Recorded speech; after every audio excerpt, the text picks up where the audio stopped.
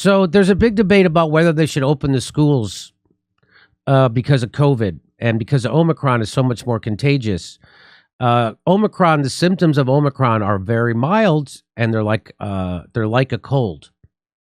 And a lot of people are saying that's good because that signals the end of the pandemic, because now we're going to become endemic, and now it will just circulate, and the symptoms that it will present with are those of a cold.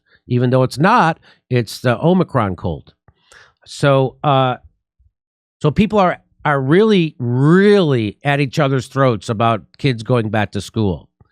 And I'm going to give you and they don't know the science. So I'm going to tell you the science. For children without a serious medical condition, the danger of severe COVID is so low as to be difficult to quantify. The risk of long COVID among children, I see a lot of people all of a sudden are experts on long COVID. I have long COVID. And a lot of people are super experts on children's long COVID who don't know a fucking thing about it. The risk of long COVID among children, a source of fear among many parents, is also very low. According to the CDC, among children, the mortality risk from COVID-19 is actually lower than from the flu. That's according to the CDC. That's from the New York Intelligencer. Here's what the CDC says. The evidence to date suggests that staff-to-staff, student and student-to-student transmission are not the primary means of exposure to SARS-CoV-2 among infected children. So if a kid gets COVID, it's not because they got it at school. That's what this says. It's not the primary means. Kids are getting COVID, if they get it, other places.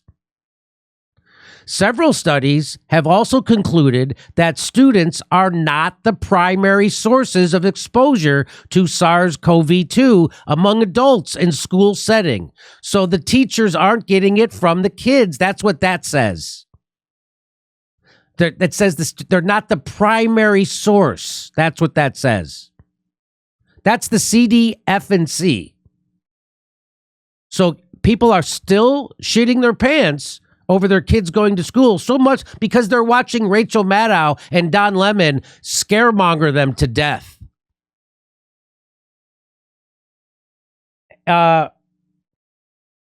So they're going to tell you, people go, wow, but the COVID is up and the hospitalizations for children with COVID is skyrocketing. Here's what Dr. Fauci says. We test anybody who's admitted to the hospital. No, this is a different guy. That's not Fauci. This is this other doctor. He says, we test anybody who's admitted to the hospital for whatever reason to see whether or not they have COVID. And we're definitely seeing an increase in cases. However, we're really not seeing an increase in children who are hospitalized for COVID or in the intensive care unit for COVID. That's right now.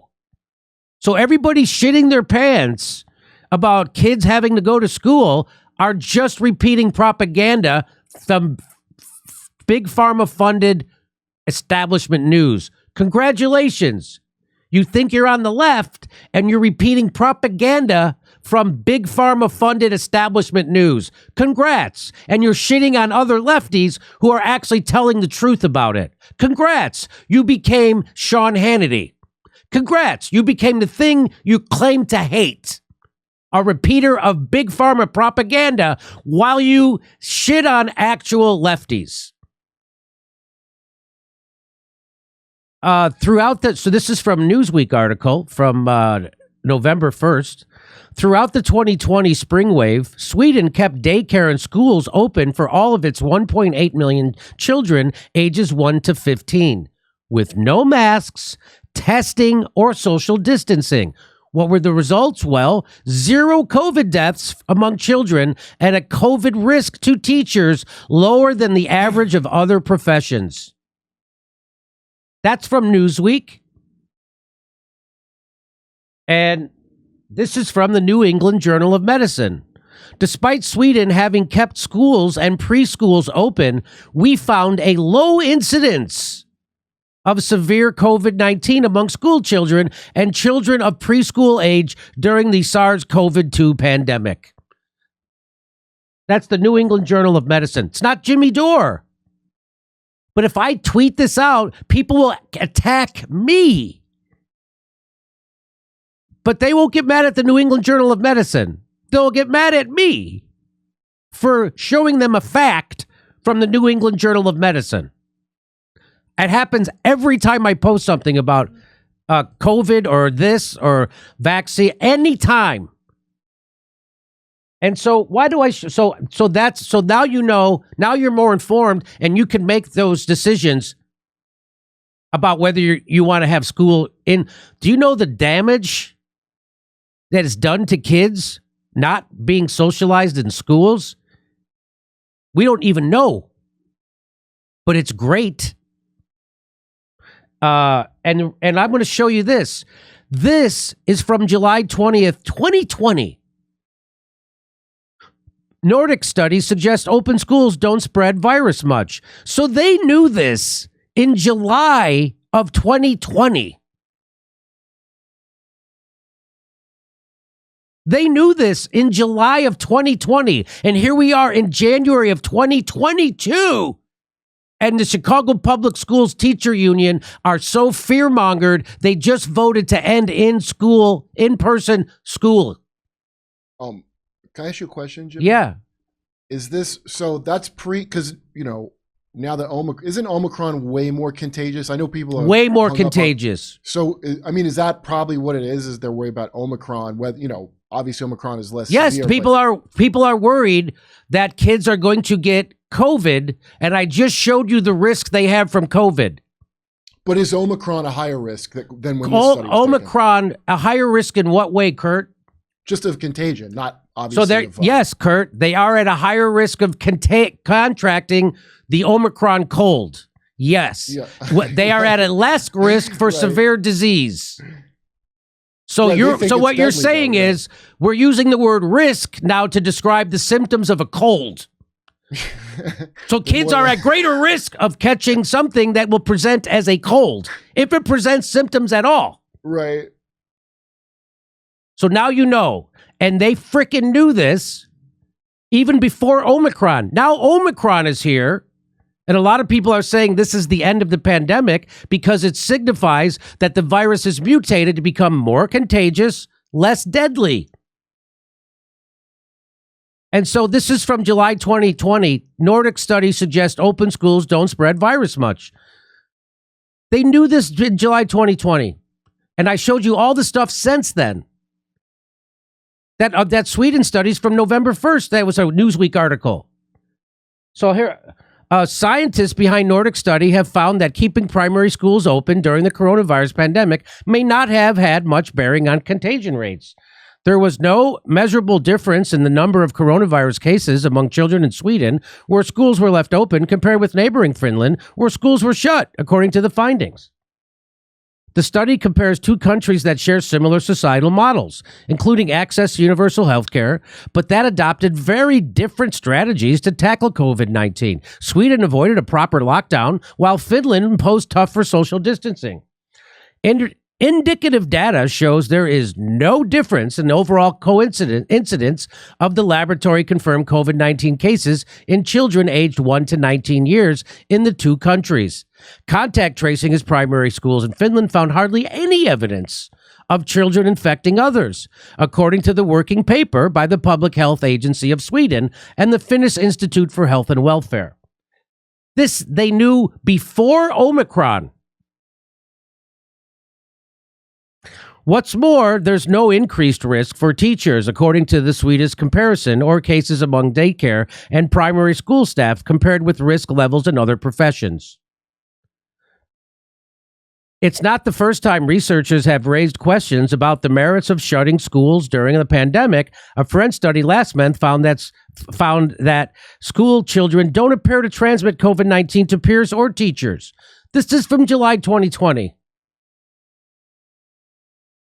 Hannes Noyak, a chief physician at the Infectious Disease Unit of Finland's Health Authority and co-author of the Nordic research, said that children get sick with COVID-19 much more rarely and less severely. She also cautioned that more data is needed and that children's role in the transmission needs further study.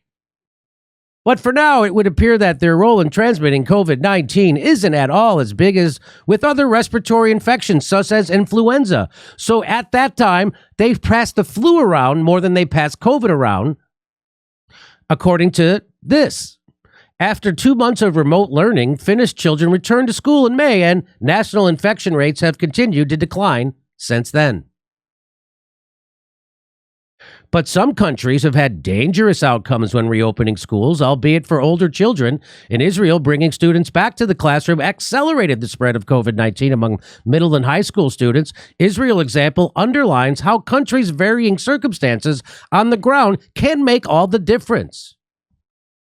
The situation in Israel is very different, with a worse outbreak in society, but also bigger classes in schools and smaller rooms, as well as larger families.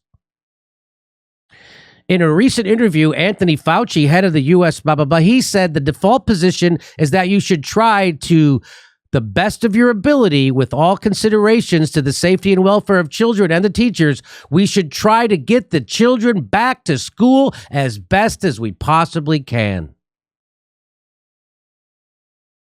Sweden's strategy for fighting COVID-19 remains among the most controversial in the world. Its decision to leave much of society open, including primary schools, has coincided with a considerably higher death rate than as the rest of the Nordic region. About 95% of those who have died are over 60.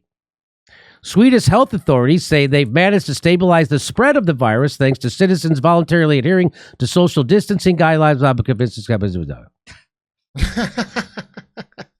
So that was from 2020, and now I gave you all that stuff, and now they say Omicron is more contagious, but they don't tell them that Omicron is much milder.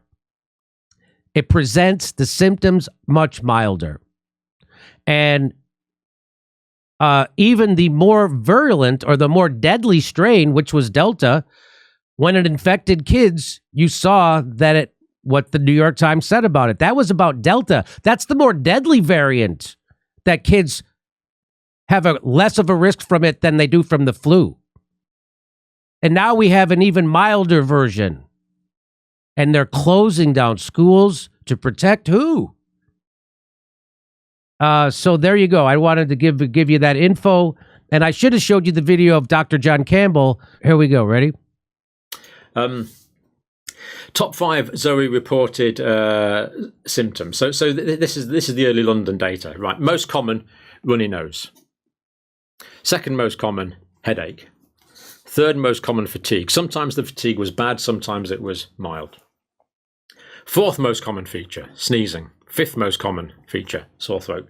The implication is obvious. If you have any of these and you've had colds in the past, you're going to think it's a cold, but it may well not be. It may be an Omicron cold. Need to get tested. So there you have it. That's what people are locking down to avoid that. They think it's to avoid something more deadly. They're misinformed. Why? Because they're getting their information from the establishment. And they're getting their information from the establishment, corporate, Pfizer, big pharma funded news programs. That's why they don't know this. They hear words like there's an Omicron tsunami. Oh my God, there's so many more cases. Look at all the cases. They don't know this. That's what they're locking down for. That's why they're closing schools, because of this. And I'll play it for you one more time. Top 5 Zoe reported symptoms. So this is the early London data, right? Most common, runny nose. Second most common, headache. Third most common, fatigue. Sometimes the fatigue was bad, sometimes it was mild. Fourth most common feature, sneezing. Fifth most common feature, sore throat. The implication is obvious. If you have any of these and you've had colds in the past, you're going to think it's a cold, but it may well not be. It may be an Omicron cold. Need to get tested. How severe is the Omicron infection? This has fuel suggests Omicron cases are milder.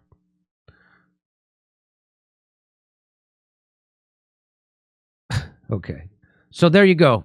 Now you go make your own decisions, and about what you think we should be doing with schools.